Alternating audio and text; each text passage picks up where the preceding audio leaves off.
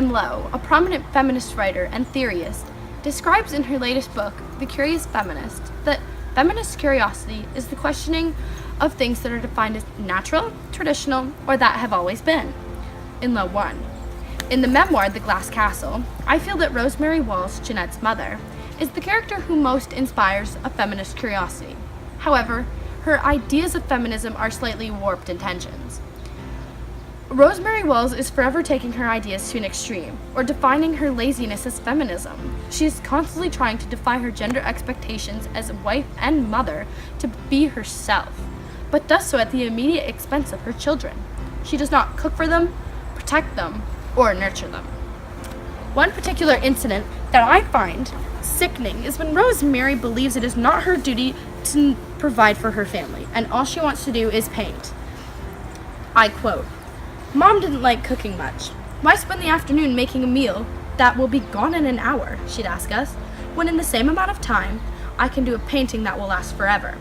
So, once a week or so, she'd fix a big, vast cast iron vat of something like fish and rice, or usually beans, and for that entire week, we'd have beans for breakfast, lunch, and dinner. If the beans started going bad, we'd just put extra spice in them, like the Mexicans at the LBJ apartments always did. Walls 56. Using independence as her saving grace, Rosemary defies many societal norms in the era that this story takes place.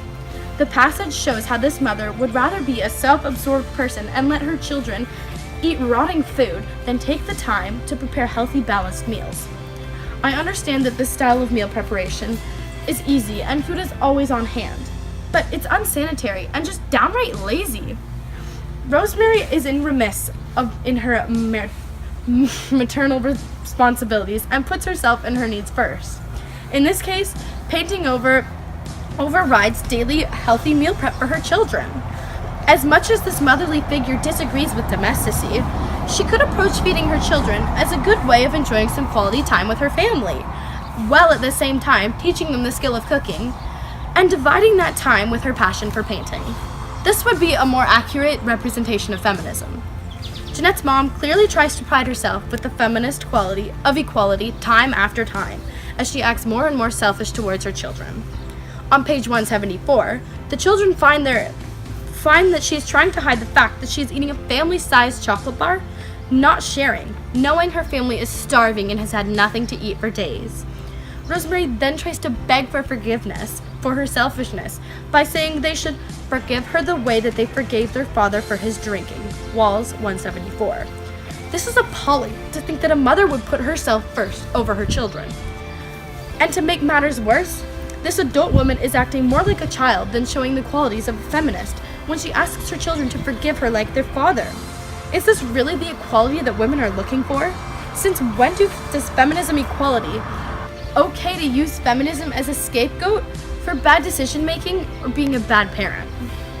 Another instance where Rosemary thinks she is showing her feminist ways is when she goes away to a college seminar for the summer, leaving her children alone with their drunk father. Walls writes, "A few days later, Mom came home. She seemed different too. She had lived on the dorm on the university campus without 4 kids to take care of, and she loved it. She'd attended lectures and she'd painted. She'd read stacks of self-help books that made her realize she'd been living her life for other people. She intended to quit her teaching job and devote herself to art. It's time I did something for myself," she said. "It's time I start living my life for me." 218. Rosemary says, "It's time I start living my life for me, instead of focusing on her family, because that's how feminists think, right?" This is true to some extent.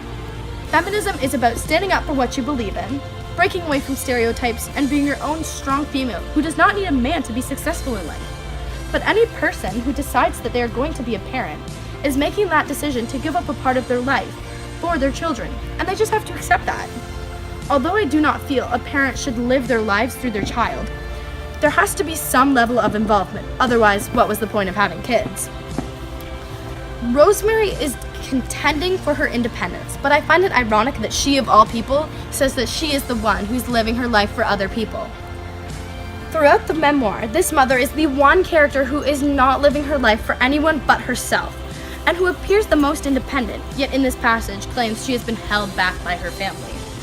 Rosemary is an artist who is trying to break away from the stay-at-home mom stereotype, and in doing so, is neglecting her motherly responsibilities and hurting her family both physically and emotionally. She may think she is acting in feminist ways by trying to assert the idea of freedom and independence, but she forgets she has other responsibilities too, like being a mother.